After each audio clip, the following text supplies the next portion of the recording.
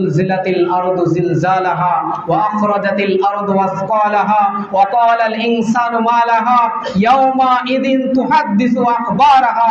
সেদিন বান্দা তুমি বলতে হবে না আল্লাহ আমি এইটা করছি ওইটা করছি। সেদিন আমার আল্লাহ বলেন ইয়াউমা ইদিন তুহাদ্দিসু আখবারাহা, সেই দিন আমার জমিন সাক্ষী দিবে সেই বান্দা দুনিয়ার মধ্যে দাঁড়াইয়া এই কাজ করেছে। সেদিন জমিন বলবে আল্লাহ আমি জমিনের উপরে দাঁড়াইয়া সে জুলুম করেছে। সেই দিন জমিন সাক্ষী দিবে, সংবাদ তার সমস্ত সংবাদ আল্লাহর দরবারে প্রকাশ করে দিবে আল্লাহ আমি জমিনের মধ্যে দাঁড়াইয়া ওই ব্যক্তি অমুকের মাল মাইরা খাইছে, ওই ব্যক্তি অমুকের সাথে জুলুম করেছে, ওই ব্যক্তি অমুকের টাকা মাইরা খাইছে, ওই ব্যক্তি অমুক দিন আমি জমিনের মধ্যে দাঁড়াইয়া আরেক বেটার ধান চুরি করছে। এইভাবে জমিন তার সমস্ত সংবাদ সেদিন প্রকাশ করতে থাকবে। আমার আল্লাহ বলেন ইয়াউমা ইদিন তুহাদ্দিসু আখবারাহা, বান্দা তুমি বলতে হবে না যে আমি এইটা করছি ওইটা করছি, আমার জমিন সমস্ত সংবাদ প্রকাশ করে দিবে। আপনি বলতে হবে না, জমিন বলবে। আজকে যে জমিনের মধ্যে আপনি বাহাদুরি দেখান। শাওয়ালের প্রথম জুমাবারে আলোচনার বিষয় ছিল কিয়ামতের অবস্থা, এবং আজকের দ্বিতীয় জুমাবারের বিষয়ও কিয়ামতের অবস্থা। একসাথে 2 শুক্রবার কিয়ামতের অবস্থা আলোচনা সম্পর্কে আনা হয়েছে। এর দ্বারা বোঝা যায় যে এটার মধ্যে গুরুত্ব কিছু আছে। অল্প কিছু সময় কুরআন এবং হাদিস থেকে বলার চেষ্টা করব।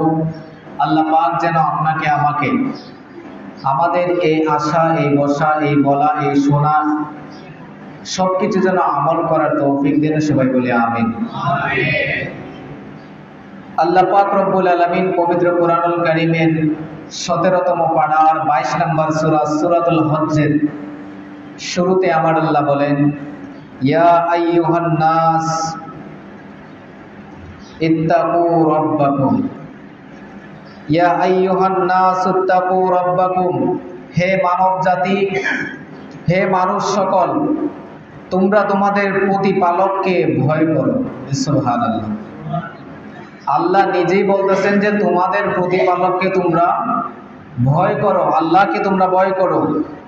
এর টিকার মধ্যে আমার আকা আলা হযরত লিখেন যে এর দ্বারা আমার আল্লাহ বোঝাচ্ছেন যে হে সকল মানুষ, তোমরা আল্লাহ তাআলার শাস্তিকে ভয় করো এবং আল্লাহ তাআলার ইবাদত বন্দেগীর মধ্যে মশগুল হয়ে যাও।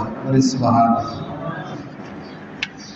তারপরে আমার আল্লাহ বলেন ইন্না জালজালাতাস সাআতি শাইউন আযীম, নিশ্চয়ই কিয়ামতের দিন প্রকম্পন হবে অতি ভয়ঙ্কর ভাবে। কিয়ামতের দিন আমি আল্লাহ অতি ভয়ঙ্কর মাত্রাতে, ভয়ঙ্কর ভাবে সারা দুনিয়াকে কম্পিত করব। ইয়াউমা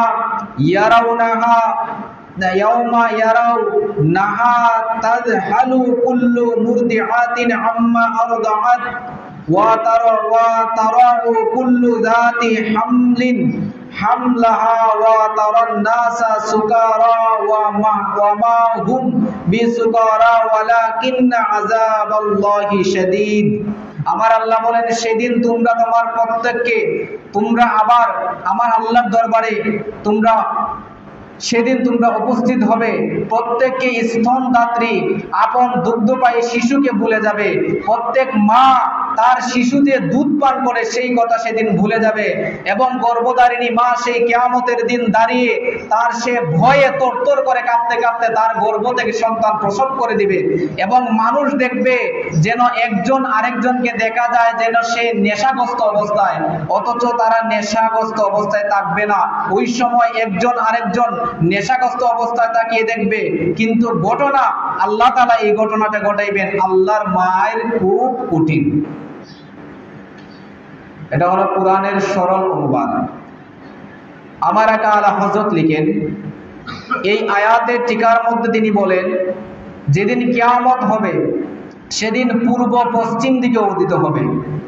পূর্ব পশ্চিম দিকে উদিত হয়ে পূর্ব দিকে সেদিন অস্ত্র যাবে, আর সেটার ভয়ে সেই দিন গর্ভধারিণী মা ওই ভয়াবহতার কারণে তার গর্ভ থেকে সন্তান প্রসব করে দিবে, এবং আল্লাহর শাস্তির ভয়ে মানুষের হুঁশ চলে যাবে, কারো হুঁশ থাকবে না। সেদিন আল্লাহ পাকের ভয়ে মা তার সন্তানের পেটের মধ্যে উঠে দাঁড়িয়ে থাকবে। সেদিন বুঝবে না যে এটা তার সন্তান। এই যে এইরকম হুশ মানুষের থাকবে না। একজন আরেকজনের দিকে যখন তাকাইবে দেখবে তারা নেশাগ্রস্ত অবস্থার মতো দেখা যায়। নেশা করলে মানুষ যেভাবে মাতলামি করে, এইভাবে মানুষ মাতলামি শুরু করে দিবে, অথচ তারা নেশা করে নাই, তারা আল্লাহর ভয়ে সেদিন, সেই কিয়ামতের কম্পন হওয়ার ভয়ে সেই দিন তারা নেশাগ্রস্তর মতো মাতলামি শুরু করে দিবে। এই আয়াত নাজিল হওয়ার কারণ হলো ইবনে হারিস সম্পর্কে অবতীর্ণ হয়েছে যে অত্যন্ত জগরাটে, অত্যন্ত খারাপ একটা লোক ছিল ইবনে হারিস, নাজার ইবনে হারিস। আর ফেরেশতাদেরকে মনে করতো যে আল্লাহর মেয়ে, ফেরেশতাদেরকে মনে করতো আল্লাহর মেয়ে, এবং কুরআনুল কারীমকে সে কিচ্ছা কাহিনী বলতো, এবং মৃত্যুর পরে যে আবার মানুষ জীবিত হবে ওই নাজার ইবনে হারিস এটা বিশ্বাস করতো না। তখনই আল্লাহ পাক রব্বুল আলামিন এই আয়াতে কারিমা নাজিল করেন এবং বলেন যে হে মানুষ সকল, তোমরা আল্লাহকে ভয় করো, তোমাদের প্রতিপালককে ভয় করো, নিশ্চয়ই কিয়ামতের দিন অতি ভয়ঙ্কর ভাবে আমি আল্লাহ এই জমিনকে কাঁপাইব, অতি ভয়ঙ্কর ভাবে আমি আল্লাহ আসমানকে তরতর করে কাঁপাইব, এবং সেদিন তোমরা প্রত্যেককে আমার দরবারে উপস্থিত থাকবে। সেদিন মা ভুলে যাবে তার সন্তানকে, সেদিন গর্ভপাত করে দিবে মা, সেদিন মা ভুলে যাবে তার সন্তান যে দুধ পান করে, ওই সন্তানকেও ভুলে যাবে। মা সন্তান গর্ভপাত করে সন্তানের পেটের মধ্যে উঠে দাঁড়িয়ে থাকবে গরমের কারণে। সেদিন জমিন হবে তামার জমিন হবে, তামার মতো গরম, কিন্তু আর কিছু হয় না।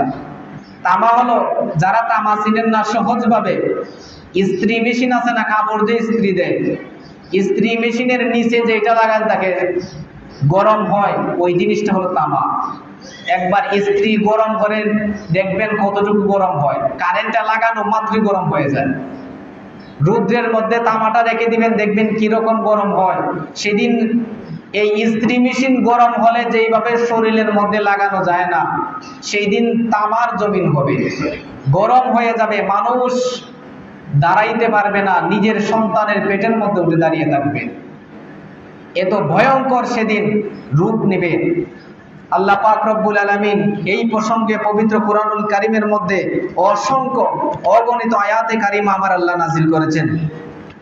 তারপরে আমার আল্লাহ পবিত্র কুরআনুল কারীমের মধ্যে বলেন, ওয়ামান আওয়ারাদা আন যিকরি ফাইন্না লাহু মাঈশাতান দনকাও ওয়া নাহশুরুহু ইয়াওমাল কিয়ামাতি আ'মা ক্বালা রাব্বি লিমান হাশারাতানি আ'মা ওয়া ক্বাদ কুনতুম বাসীরান ক্বালা কাযালিকা আতাতকা আয়াতুনা ফানাসিতাহা ওয়া কাযালিকাল ইয়াওমা তুনসা। আমার আল্লাহ রাব্বুল আলামিন বলেন, এবং সেই দিন আমার জিকির হইতে যে ব্যক্তি ফিরাইয়া রইছিল, দুনিয়ার মধ্যে যারা নামাজ পড়ছিল না, আমার জিকির করছিল না, আমি তাদেরকে কিয়ামতের দিন অন্ধ বানাইয়া উঠাইব। বলে নাউজুবিল্লাহ। কিয়ামতের দিন তারা অন্ধ হয়ে উঠবে, তাদের চক্ষু থাকা সত্ত্বেও। সেদিন তারা বলবে, হে আল্লাহ পাক, দুনিয়াতে আমাদের চক্ষু ছিল, আজকে কেন আমরা অন্ধ, আমরা কেন আজকে দেখতে পাই না? তখন আমার আল্লাহ জবাব দিবেন, আমার আল্লাহ বলবেন, দুনিয়ার মধ্যে তুমি থাকতে যেইভাবে তোমার সামনে তুমি জানতে বুঝতে, তোমার নিজের চোখে দেখতে নামাজ ফরজ ছিল। আমরা কি জানি না এটা? বুঝি না? আমরা এতটুকু তো বুঝি যে নামাজ পড়া ফরজ। আমরা তো চোখ দিয়ে দেখি আজান হইতেছে, মানুষ নামাজ পড়তেছে। আল্লাহ সেই দিন এই জবাব দিবেন, তুমি দুনিয়ায় থাকতে দেখতে বুঝতে সবকিছু জানতে, যে তোমার চক্ষু দ্বারা তুমি দেখতে মানুষ নামাজ পড়তেছে, নামাজ ফরজ ছিল। সেদিন জিকির করা তোমার উপরে ফরজ ছিল, তুমি আমার জিকির থেকে তুমি গাফেল ছিলে। সেই দিন যেহেতু তুমি আমার জিকির থেকে গাফেল ছিলে, নামাজ থেকে গাফেল ছিলে, দেখা সত্ত্বেও আজকে তোমার চক্ষু আমি আল্লাহ অন্ধ করে দিলাম। বলি নাউজুবিল্লাহ।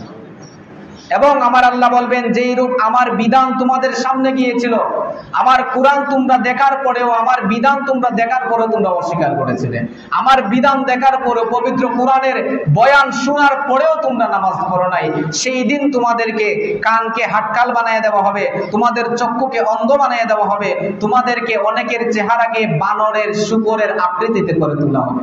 নাউজুবিল্লাহ। সেই দিন কেন এরকম আকৃতি হবে? কেন মানুষ অন্ধ হবে? কেন মানুষের কানে কিছু শুনবে না? কেন মানুষের চোখে কিছু দেখবে না? তার একটাই কারণ, আল্লাহ বলবেন, দুনিয়ার মধ্যে যেইভাবে আমার বিধান তোমরা ভুলে গিয়েছিলে, আজকে তোমাদেরকে আমি আল্লাহ সেই শাস্তি দিচ্ছি। নাউযুবিল্লাহি মিন যালিক। তারপরে আমার আল্লাহ পবিত্র কোরআনুল কারীমের মধ্যে অন্য আয়াতের মধ্যে আমার আল্লাহ বলেন, ইয়াউমা ইউকশাফু আন সাকিউ ওয়া ইউদআউনা ইলা সুজুদি ফালা ইস্তাতিউন খাশিআতান আবসারুহুম তারহাকুহুম যিল্লাতুন ওয়া ক্বাদ কানু ইউদআউনা ইলা সুজুদি ওয়া হুম সালিমুন। আমার আল্লাহ বলেন, কঠিন বিপদের দিন কিয়ামতের দিবসে সেজদা করিবার জন্য আমি আল্লাহ সকল বান্দাগণদেরকে আমি আল্লাহ হুকুম করব। কিয়ামতের দিন আমার আল্লাহ সকল বান্দাদেরকে সেজদা করিবার জন্য ডাক দিবেন, হুকুম করবেন। তখন একমাত্র কাফের ব্যতীত সবাই সিজদা করতে থাকবে। সুবহানাল্লাহ। কারা পারবে না?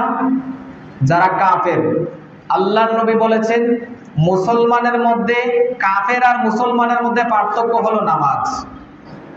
নবীজির হাদিস হলো মুসলমান আর কাফেরের মধ্যে পার্থক্য হলো, বলেন না, নামাজ। কি? নামাজ। অর্থাৎ যারা নামাজ পড়ে তারা মুসলমান, আর যারা পড়ে না তারা কাফের। এটা কিন্তু আমার কথা না, নবীর কথা, যে মুসলমান আর কাফেরের মধ্যে পার্থক্য হলো নামাজ। যারা নামাজটা পড়ে স্বীকার করে তারা মুসলমান, যারা নামাজকে অস্বীকার করে তারা কাফের।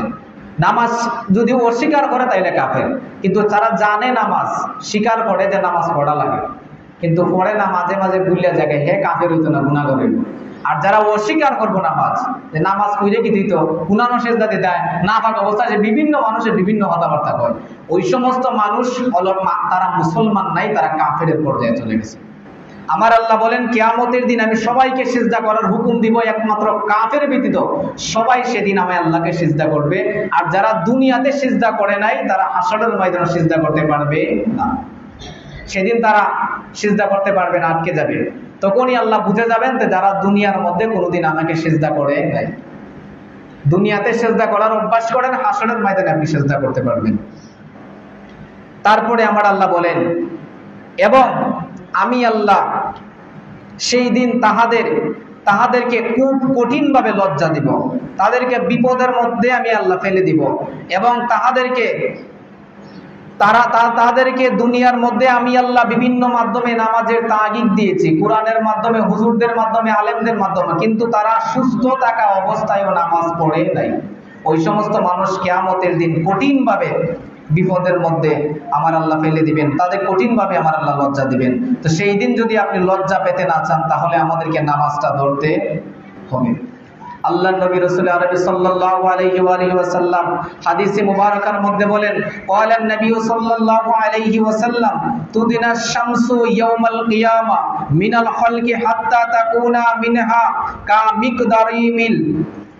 কামিকদারামিলিন ফাতাকুনুন নাসু আলা কদরি আমালিহিম ফিল আরাকি ফামিনহুম মাইয়াকুনু ইলা কাবাই ওয়া মিনহুম মাইয়াকুলু ইলা রুকবাহি ওয়া মিনহুম মাইয়াকুলু ইলা হাকওয়াহি ওয়া মিনহুম মাইয়াজিমুল আরাকু ইলজামা। আল্লাহ নবী সাল্লাল্লাহু আলাইহি সাল্লাম বলেন, কিয়ামতে সূর্য মানুষের মাথার মাত্র এক সুরমা, এক শলাই, অর্থাৎ 3 ইঞ্চি পরিমাণ উপরে রাখা হবে। নাউজুবিল্লাহ। সেদিন সূর্য কোথায় থাকবে? 3 ইঞ্চি। 3 ইঞ্চি আর কয় আঙ্গুল? 6 আঙ্গুল, 2 আঙ্গুল 1 ইঞ্চি, 6 আঙ্গুল উপরে সেদিন সূর্য আপনার থাকবে মাথার উপরে। এবং তখন মানুষ নিজ নিজ কর্ম অনুসারে ঘামের মধ্যে পতিত হবে।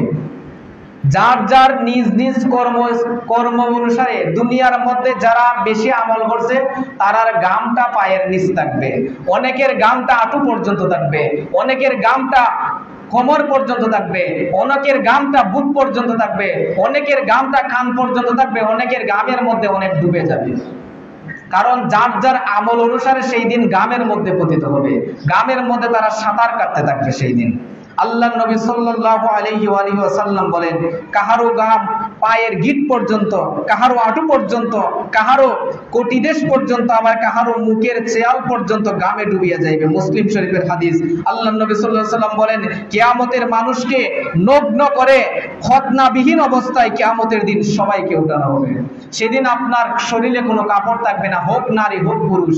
হযরতে আয়েশা সিদ্দিকা রাদিয়াল্লাহু তাআলা আনহা এই কথা শুনে আল্লাহর নবীকে প্রশ্ন করলেন, ইয়া রাসূলুল্লাহ, সেদিন তো নারীরা পুরুষরা একত্রিত থাকবে, সেদিন যদি মানুষ কাপড়বিহীন থাকে মানুষের কি অবস্থা হবে? একজন আরেকজনের দিকে তাকাইলে লজ্জা পাবে। আল্লাহর নবী বলেন, আয়েশা রে, সেই দিন মানুষ একজনের দিকে তাকাইবে দূরের কথা, তার নিজের শরীরের দিকে তাকাইতে তারা পারবে না। সুবহানাল্লাহ। সেদিন মানুষ তার নিজের কথা ভুলে যাবে, নিজের হাতের দিকে তাকাইতে পারবে না, আরেকজনের দিকে তাকাইবে তো দূরের কথা। সেই কঠিন কিয়ামতের দিন, তখন সেই দিন আল্লাহর নবী সাল্লাল্লাহু আলাইহি ওয়াসাল্লাম বলেন, সেই দিন জাহান্নামকে টানিয়া কিয়ামতের ময়দানে আনা হবে। জাহান্নামকে আমার আল্লাহ কিয়ামতের ময়দানে আনবেন। সেই দিন জাহান্নাম সুরসুর করে মানুষের দিকে দৌড়তে থাকবে। সেদিন জাহান্নামকে আমার আল্লাহর ৭০,০০০ নূরের শিকল দিয়ে জাহান্নামকে আটকানোর চেষ্টা করবে ফেরেশতারা, কিন্তু সেই দিন জাহান্নাম কোনো আটকাবে না, জাহান্নাম কোনো বাধা মানবে না। আমার আল্লাহ ফেরেশতাদেরকে হুকুম দিবেন, তোমরা ৭০,০০০ লোহার শিকল লাগিয়ে জাহান্নামকে আটকাও। কোনো ফেরেশতা সেদিন জাহান্নামকে আটকাতে পারবে না। জাহান্নামের পেটের কিদায় জাহান্নাম মানুষের দিকে দৌড় দিবে। আল্লাহ, আমার পেটের কিদা নিবারণ করতে হবে, আমার খাইতে হবে, সেদিন জাহান্নাম দৌড় দিবে। আমার আল্লাহ সেদিন জাহান্নামকে আটকানোর হুকুম দিবেন, যে কিন্তু কেউ জাহান্নামকে সেদিন আটকাতে পারবে না। জাহান্নাম সুর সুর করে যখন মানুষের দিকে দৌড় দিবে, সেই দিন আমার আল্লাহ সেই কঠিন সময়ে আমার আল্লাহ 2 ফোঁটা চোখের পানি জাহান্নামের মধ্যে ছিটাইয়া দিবেন। সুবহানাল্লাহ।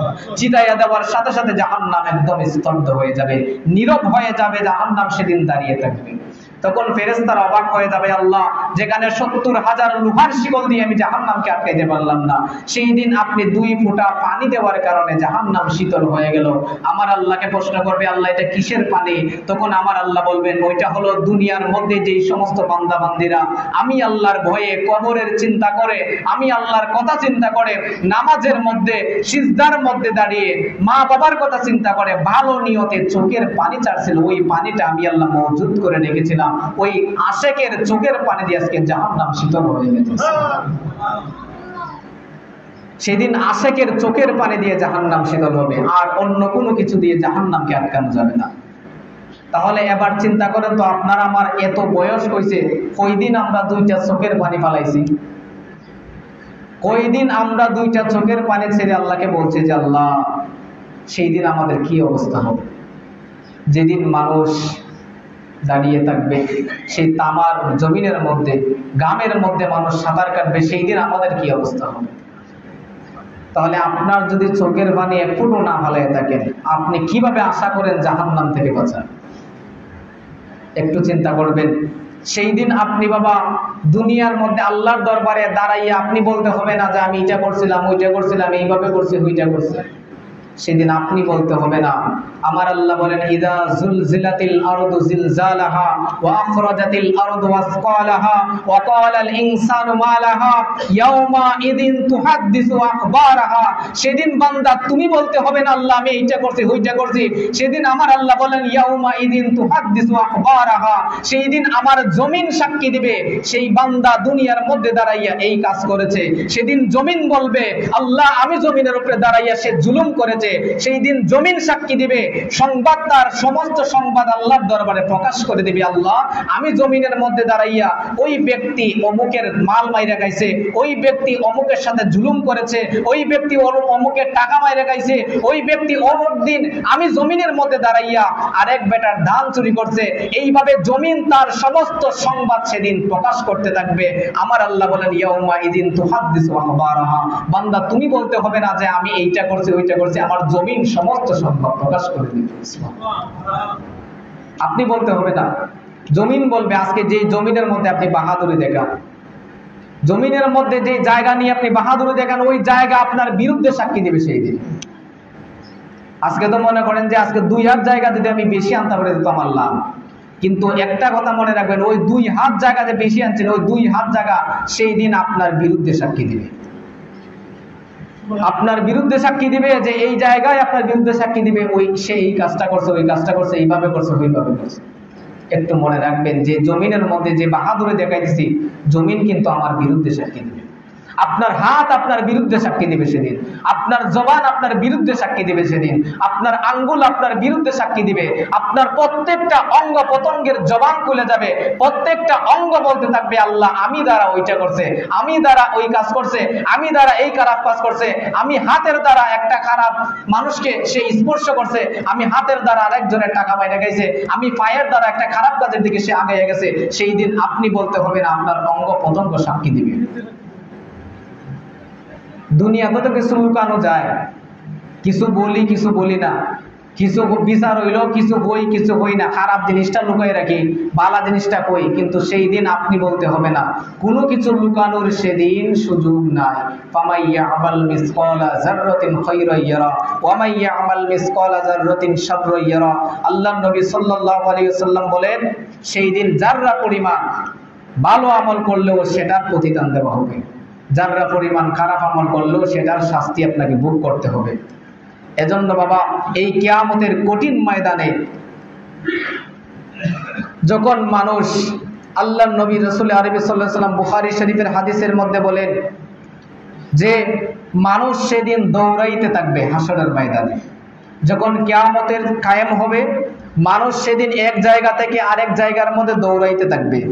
রাসূলুল্লাহ সাল্লাল্লাহু আলাইহি ওয়াসাল্লামের শাফায়াতের অবস্থায় তাহার সহিত আল্লাহ নবী সাল্লাল্লাহু আলাইহি ওয়াসাল্লাম কিয়ামত দিবসে সমস্ত লোক বীরের মধ্যে হুমড়ি গাইতে থাকবে, মানুষের একজনের উপরে আরেকজন পড়বে, অতঃপর তাহারা আদম নবীর নিকট দৌড়াইয়া যাবে। এটা কিন্তু বুখারী শরীফের হাদিস। আল্লাহর নবী বলেন সেদিন তারা প্রথম কোন নবীর কাছে যাবে? আদম নবীর কাছে দৌড়াইয়া আদম নবীর নিকট যাবে এবং বলবে আপনি আমাদের জন্য সুপারিশ করুন। আদম নবী বলবে আমি উহার উপযুক্ত নই, আমি গুনাহগার, আমার দ্বারা সেই সুপারিশ হবে না, তোমরা আল্লাহর দোস্ত ইব্রাহিমের নিকট যাও। ইব্রাহিম নবীর কাছে যখন যাবে তখন উনি বলবেন আমি এটার উপযুক্ত নই, আমি পারবো না সেদিন শাফায়াত করতে, তোমরা মুসা নবীর কাছে যাও। মুসা নবীর কাছে যাওয়ার পরে মুসা নবী বলবে আমিও পারবো না, তোমরা ঈসা নবীর কাছে যাও। ঈসা নবীর কাছে যাওয়ার পরে উনিও পারবেন না, তবে উনি একটা পথ দেখাই দিবেন, সেটা হলো আমার নবী রাহমাতুল লিল আলামিন। এই কথাটাই একজন শায়ের সুরে সুরে বলছিল যে নাই কোনো বন্ধুগণ, নাই দরদি নাই, কঠিন দিনে আমার নবীজি বিনে, কঠিন দিনে আমার নবীজি বিনে, নাই কোনো বন্ধুগণ, নাই দরদি নাই, কঠিন দিনে আমার নবীজি বিনে। আরে রোজ হাসরের শেষ বিচারে রব্বুল আলামিন ওয়াহিদুল কাহার হইয়া সাজিবেন হাকিম। সেদিন তাকিবে না দয়া মায়া স্নেহ মমতা, কেউ হবে না কারো জন্য জামিন ও দাতা। হায় হায় হাহাকারে পড়ে যাবে দনি, পিপাসায় পাটিবে চাতক মগজ গলে পানি। আরে সেদিন হায় হায় হাহাকারে পড়ে যাবে দনি, পিপাসায় পাটিবে চাতক মগজ গলে পানি। দৌড়াইতে তাকিবে তখন মানুষ মুক্তির কারণে, উপস্থিত হইবে যাইয়া আদম যেইখানে। দেখিয়া বাবা আদমেরে হাসরেরই মাঠে, বিনয় করে বলবে সবাই পড়িয়া সংকটে, হে পিতা আদি আদম আপনারই আওলাদ, পড়িয়াছে এই সংকটে করেন শাফায়াত। সেদিন আদম বলবেন নাফসি নাফসি, আমি গন্ধম কায়া ভুল কইরাছি রে, অপরাধী হইয়া গেছি পারবো না সেই কারণে, কঠিন দিনে আমার নবীজি বিনে। আদমের কথা শুনে যত উম্মতগণ ইব্রাহিম নবীর কাছে গিয়া দিবেন দর্শন, যাইয়া বলবে হে নবী আপনাকে জানাই, আমাদেরকে করেন উদ্ধার বলি আপনাকে হায়। ইব্রাহিম কয় আমি পাপী বড় গুনাহগার, আমার কি আর সাধ্য আছে করিতে উদ্ধার। এই মুহূর্তে যাও না তোমরা সামনে দৌড়াইয়া, সামনেতে নূহ নবী আছে রে দাঁড়াইয়া। নূহ বলে আমি পাপী বড় গুনাহগার, আমার কি আর শক্তি আছে করিতে উদ্ধার। চার ছেলে দিল আমায় আল্লাহ পরোয়ারে, হামশাম ইয়াসিন ও কেনান নামটি ধরে। কেনান নামের যেই ছেলেটা আমার গড়ে হইয়া, আমার কথা না মানিয়া গেল বেঈমান হইয়া। সেই কারণে পারিব না বলি তোমাদেরকে, মুসা নবীর কাছে তোমরা যাও না রে এইবারে। মুসা নবীর কাছে যাইয়া চাহিবে উদ্ধার। মুসা বলবে আমি পাপী বড়ই গুনাহগার, আমি নবী হইয়া এক ব্যক্তিকে করিয়াছি খুন, আমার পাপের সাজা বুঝি দুজকের আগুন। সেদিন মুসাও বলবে নাফসি নাফসি, আমি নবী হইয়া কোন করেছি রে, অপরাধী হইয়া গেছি পারবো না সেই কারণে, কঠিন দিনে আমার নবীজি বিনে। মুসা নবীর কথা শুনে যতই উম্মতগণ ঈসা নবীর কাছে গিয়া দিবেন দর্শন। ঈসা বলবে আমি পাপী বড় গুনাহগার, আমার তো আর নাই রে শক্তি করিতে উদ্ধার। আখিরি জামানার নবী মুহাম্মদ আম্বিয়া, ওই নবীর দরবারে সবাই যাও না রে চলিয়া। সেদিন নবীর কাছে যাইয়া দেখবে আমার নবী নুরিধন, রব্বি হাবিলি উম্মত বলে করতেছেন রুদন। নবীর বিনে হাসের দিনে নাই রে কোনো গতি, সারা জীবন কাঁদছেন নবী ইয়া হাবিলি উম্মতি। আরে ইয়া হাবিলি উম্মতি বলে সেদিন কাঁদবেন নবী চোখের জলে রে, ভেবে কয়ে দমে সেদিন মুক্তি মিলবে না নবী বিনে, কঠিন দিনে আমার নবীজি বিনে। আমার আল্লাহ পাক রব্বুল আলামিন সেই দিন মানুষকে দৌড়াইতে থাকবেন। আদম নবীর কাছে যাওয়ার পরে উনি বলবে আমি পারবো না। এইভাবে ইব্রাহিম নবী, নূহ নবী, মুসা নবী, ঈসা নবী দেখাই দিবে আমার নবী। হাসরের ময়দানে মানুষ যখন দৌড়াইবে গিয়ে দেখবে আমার নবীর জবানে শুধু, যেখানে হাজার হাজার লক্ষ লক্ষ কোটি কোটি জবানের মধ্যে শুধু একটাই তাসবিহ থাকবে ইয়া নাফসি ইয়া নাফসি ইয়া নাফসি। আমার আল্লাহ দুনিয়ার মধ্যে 1 লক্ষ মতান্তরে 24,000 মতান্তরে 26,000 নবী রাসূল দুনিয়ার মধ্যে পাঠাইছেন, কিন্তু ওই সমস্ত নবী রাসূল সেই দিন সবাই ইয়া নাফসি বলে কাঁদবে। সমস্ত মানুষ নারী পুরুষ যারা আছে সবাই ইয়া নাফসি বলে কাঁদবে। একমাত্র আমার নবীর কাছে গিয়ে শুনবে এই কোটি কোটি জবানের মধ্যে শুধু একটা আওয়াজ শোনা যায় ইয়া রব্বি হাবলি উম্মতি ইয়া উম্মতি ইয়া উম্মতি। সেই দিন আমার আল্লাহর দরবারে আমার নবী সিজদা দিয়ে পড়ে থাকবেন। আল্লাহ পাক রব্বুল আলামিনের দরবারে সহ্য হবে না। আল্লাহ জিবরাইলকে পাঠাইবেন, জিবরাইল যাও আমার দুস্থকে গিয়ে বলো যেন মাথাটা উঠাই নেন। তখন মাথা উঠাবেন না। আল্লাহর নবীকে আমার আল্লাহ সংবাদ দেবেন জিবরাইলের মাধ্যমে, যাও আমার নবীকে গিয়ে কানে কানে বলে দাও আমি আমার নবীর অর্ধেক উম্মতকে বিনা হিসেবে জান্নাতে দিই। নবীর কানে কানে এসে জিবরাইল বলবে ইয়া রাসূলুল্লাহ, আমার আল্লাহ বলেছেন আপনার অর্ধেক উম্মতকে আমার আল্লাহ কোনো হিসাব নেবেন না, বিনা হিসেবে জান্নাতে দিয়ে দিবেন। ইয়া রাসূলুল্লাহ আপনি মাথা উঠান, আমার আল্লাহর দরবারে সহ্য হচ্ছে না। আমার নবী বলবেন দরকার নাই, আমার অর্ধেক উম্মত জান্নাতে যাবে আর অর্ধেক উম্মত জাহান্নামে যাবে, ওই রকম নবী আমি এখনো হই নাই। তখন আমার আল্লাহর দরবারে আবার জিবরাইল যাবে, জিবরাইলকে আমার আল্লাহ বলবেন যাও, আবার যাও গিয়ে আমার নবীর কানে কানে গিয়ে বলো যে সমস্ত মানুষ জান্নাতি হবে তাদের এক এক জনের হাতের মধ্যে ধরে আরো 70,000 করে আমি আল্লাহ জান্নাতি বানাই দিব।